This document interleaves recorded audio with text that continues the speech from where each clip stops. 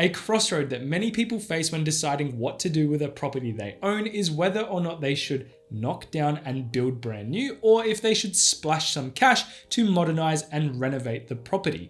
There is merit to both of these options, but which is best to go with? Welcome back to my channel. My name is Reece, and in today's video, I'm going to be trying to figure out which is better, to renovate or to start from scratch and build brand new. I have recently purchased a house that was built back in the 1950s, and it's very clear that this house has not been given the love and maintenance that has been required to keep it up to scratch over that period of time, where it's now come to a point where at some point in the future, I am going to have to either knock this place down or some heavy renovations are going to be required. And since the purchase officially went through, I have been trying to determine what path I'm going to take as part of my long-term goals and plans for when the time comes for what I'm going to do with this space. It's easy to say, stuff it, let's just demolish and start from scratch. However, having that mentality can be really dangerous because A, it could see me spending unnecessarily in the future when the time does eventually come, or it could open me up to some risks which I don't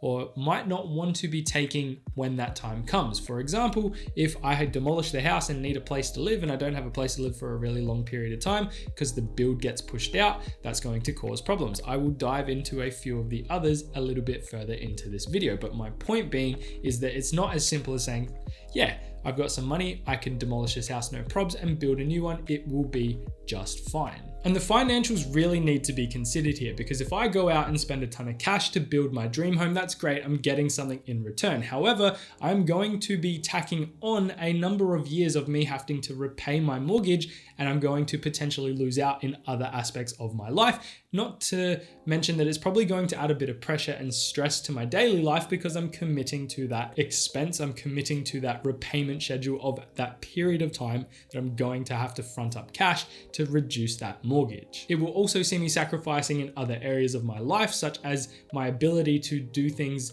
that would be classified as leisure activities, and potentially I might even end up sacrificing an early retirement. And I know that it might make me sound a bit spoiled or like a first world problem. However, this definitely would be a crossroad that lots of people face when deciding whether or not they should be building brand new or renovating their own place. In Australia in particular, there are plenty of new builds going on every single day. And if people in these positions aren't considering all of these factors before signing away, let's say 30 years of their lives, if they build a really nice home and they take on a lot more debt to service a mortgage that lets them live in that house, this is something that, could potentially backfire and make them have some serious regrets in the future. And that's kind of why I'm talking about it today. So that is context out of the way. From here, I'm going to go through both options. I'm going to go through the pros and cons of each and talk a bit about them. And then towards the end of this video, I'm going to make a prediction about what I'm going to do with my own property in the future. Time will tell. I'll come back to this video and see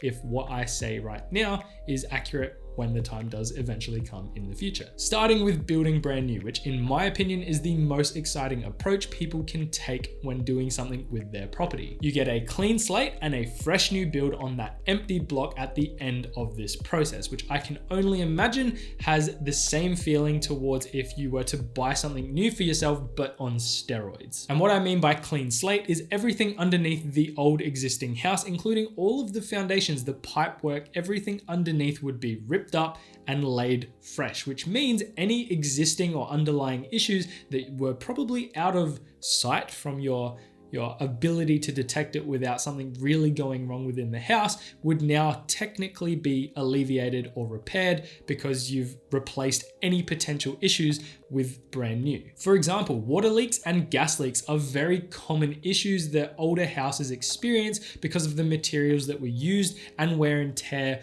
of just them existing and being used for very long periods of time. Like a 100-year-old house is going to experience some issues more likely than a new build most of the time.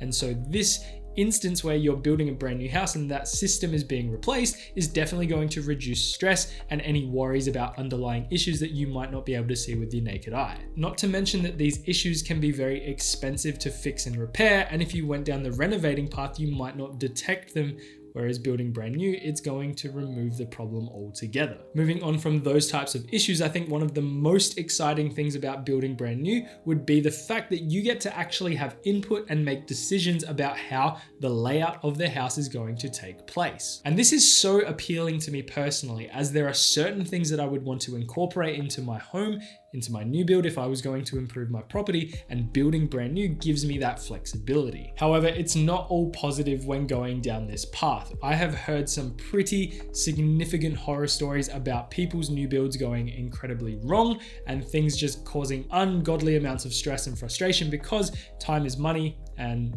when these things get delayed, dragged out, and issues arise, it can be something that just drains you mentally and emotionally. And I've seen it happen to a couple of people I know, and it's not something that I would want to go through myself. And this is where you really need to weigh up the pros and cons and decide if there is a greater benefit to going down this path, because once that build starts, it's going to be tough to stop. So with that being said, what are some of the cons of building brand new? First up, I've kind of already indirectly talked about it, and that is going to be the cost.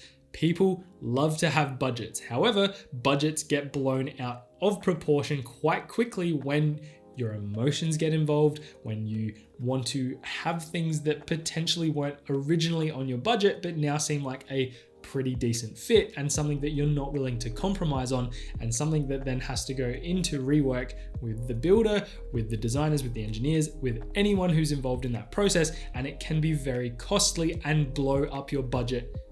I don't want to click my fingers, but I'm gonna like that.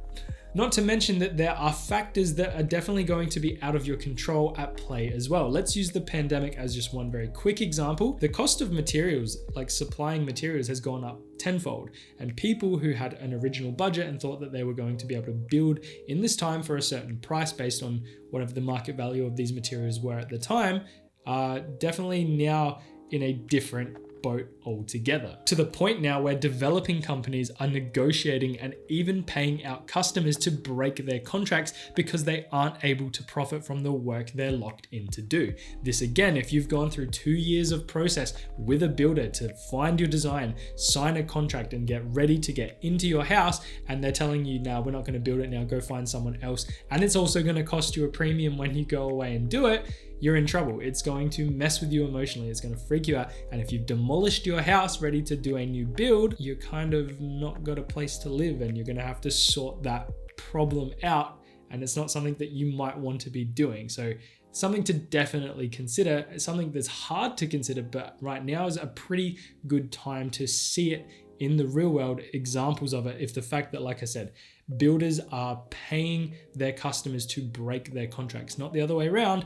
Another con that definitely needs to be considered is that there are many different factors that impact people during this process. It's not necessarily all tied to the financials. Like I mentioned just before, when you're tacking more money onto your mortgage or you're taking out sizable debt to fund this project, you are going to be sacrificing in other elements of your life, whether it be your lifestyle, and that potentially could put strain on your relationships. It's something that's hard to foresee. However, it is something that definitely should be on people's radar, because you don't want your relationship to end over financial troubles, even though it's not directly the finances that's the issue. It's the fact that you might not be able to go to dinners anymore because you're focused on paying down a mortgage for 20 years. You might want to have another child, but now that's not an option because you simply cannot afford it. It's a really scary thought that it's a limiting factor, that some people will have to make sacrifices in one way to get what they want, when that's life in general, but it's something that I'm not sure if a lot of people do fully consider. And it's something that I really wanted to put in today's video because I've seen it happen with a couple of people I know over the last 20 years. I'm not talking about a short period of time. I'm not talking, last year I saw it happen. These are people that I look up to, people that I've grown up with, and people that are much older than me who have all gone through this.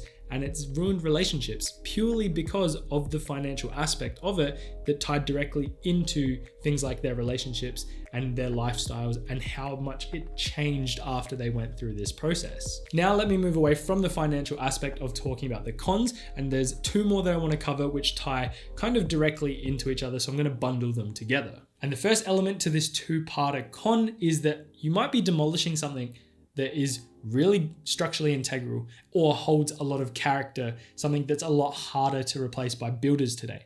I've actually made a video talking about cookie cutter homes and why and how developers go about building the types of houses they do today, and how it can definitely affect and is most likely going to affect people who have built these types of homes in the future. To put it short and simple, houses back in the day were built with the intention of being a home with a family to be raised inside of them. Today, developers have we'll call it a suite of homes that you can pick, and out of all of them, they are designed with one thing in mind: for mass appeal, for that first sale, not for them to last 100 years and require no maintenance. And the reason why I'm kind of summarizing that video is because I think it's a really good resource. I've linked it down in the description below. While I'm here, hit that like and subscribe button if you could. I really do appreciate the support. It does go a long way for the channel. But the reason why I'm not going to go any further into detail about this point is because that video is something that if you're gaining something from this one and you're definitely thinking about going down this path, go away and watch that video after this one. I think that it offers a lot of valuable information about this topic. I think it's a really great video. Something to definitely understand. And the second element to this is now bringing it all the way back to the start, is that if you're going to lose that character or you're going to lose that structural integrity on the home you're going to be demolishing, you really need to ask yourself if it's something you're willing to sacrifice when renovating and spending that extra cash to make it nice and new could potentially be the better option.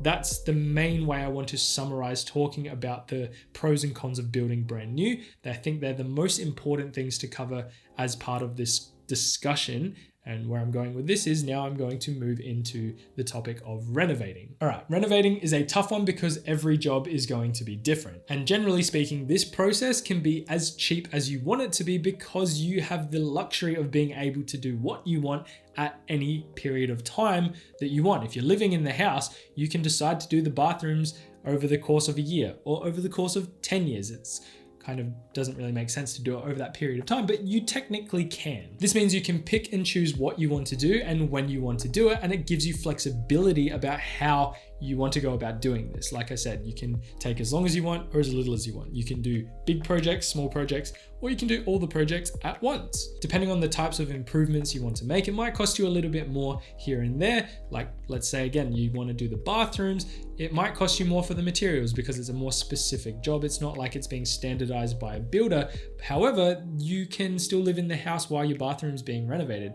You can kind of pay closer attention to the job that's taking place because it's a lot smaller of a task to be focusing on versus a brand new build where you're having to focus on a lot of different things, and you potentially won't even be in the house or on the property while a new build's happening, whereas any type of renovation, you're going to be present to be able to monitor what's going on. However, we need to talk about the financial aspect of renovating because it's something that I've seen a lot of people be caught out in the past for. Renovating can be just as, if not more expensive than building brand new. This is where you really need to be careful and understand the type of renovating I'm talking about here. I'm not talking about simply making a small improvement like adding a pool to your backyard or redoing the bathrooms. They are small renovations, things that definitely aren't going to cost as much as building brand new. However, if you decide to strip the entire place back down to bare bones and do a full set of landscaping at your property, or let's say add a second story, this is where your budget can definitely be blown out of proportion. And this is where you really need to consider what you're going to do depending on the size of these renovations, because if you have to move out anyway while your house is being renovated, why not consider building brand new if it's going to be that significant of a renovation? Because moving out is a commitment, and spending time elsewhere while these renovations take place is it's a daunting thing. It's not something that I think anyone really wants to do. I don't think people like the idea of having to move out of their house. It's a hassle, it's expensive, and it can be for a period of time that is unknown depending on how complex the renovations or the build is going to be. And this is where we're on the other side of the bridge now, where renovating, if you have a house that is built structurally sound or it has a lot of character to it, it can definitely be in your best interest in terms of the value of the property either maintaining or growing in value because you maintain something that is already truly beautiful or truly structurally sound versus knocking that down and building something that's a cookie cutter home. I don't need to rehash that conversation, but now we're on the other side talking about renovating. This is that type of scenario where if you're sitting on a little gold mine and you can make it nice, fresh and beautiful, it might be something worth considering doing. The main consideration for renovating, something that I think a lot of people overlook, is that when you put together your planned budget for what you're going to be spending on this job to renovate your house, add 20% as a buffer. 20% might seem a bit extreme, it might seem a bit high, but based on my own research, what I've seen, and from what I've heard from a lot of people who have done these types of jobs, all of them have basically said, whatever your number is, just slap an absurd percentage on top of that as what your budget's going to blow out to, because it will every single time. And as far as I have ever experienced, that definitely sounds a lot more accurate than being reserved in your budget saying, oh, it's not going to cost anywhere near that much. So that's a main one for the financial aspect of it. If you're going to be doing some renovations, tack on about 20% to your budget so you don't get caught out by any unexpected costs when you go through that process. Now, for my property and my current timeline, I am leaning heavily towards a new build. The property itself is quite old, and there may potentially be some underlying issues that I cannot actually see with my own eyes, that I don't really want to find out about if I go down the path of renovating, spend a lot of money, and then have to undo some of that work to fix issues that are going to be even themselves expensive to fix. I would rather have that peace of mind knowing that I can sacrifice some things now that I think, as someone who wants to be able to tailor my own space and enjoy the space I live in for a long period of time, I think that that type of path is the right path to go down. And my partner seems to agree with me. So time will tell to see if that actually takes place. I'm sure you will see it documented on this YouTube channel, because that is what this channel is all about. It's a bit of a library for me to be able to come back to in the future, learn things if I forget about them and I need to refresh myself on them. And I think it's a really great space to put that out there so that I can see it myself, and anyone who's interested can as well. With that being said, I think the takeaway from today's video is that no matter what path you go down, renovating or building brand new, you're going to run into some additional levels of stress, potentially blow out your budget either way. And it's something that you need to be careful about and do as much planning as possible before making a decision that is going to be long-winded, in terms of borrowing a lot of money is going to take a lot of time to pay back. It's something to really think about before signing your life away. And of course, depending on the size of the job, that's how your stress levels will fluctuate, and also your finances too. It's just, again, something to really get on top of before going down the path, because it's not a simple decision. It might seem simple enough. Someone might give you a pen, being a builder, going, yeah, I can do that, no problems. But you need to not trust them. You need to trust yourself and make sure you put the work in to understand what you're going to be going through before you actually start that process. And that is pretty much all I have for you today. I hope you enjoyed today's video. I hope it was insightful. I hope I made you think about this topic.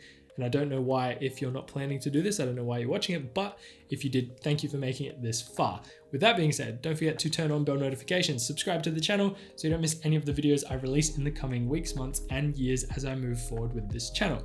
And that is pretty much it. Have a good day, have a good week, and as always, I will see you in the next one. Bye for now.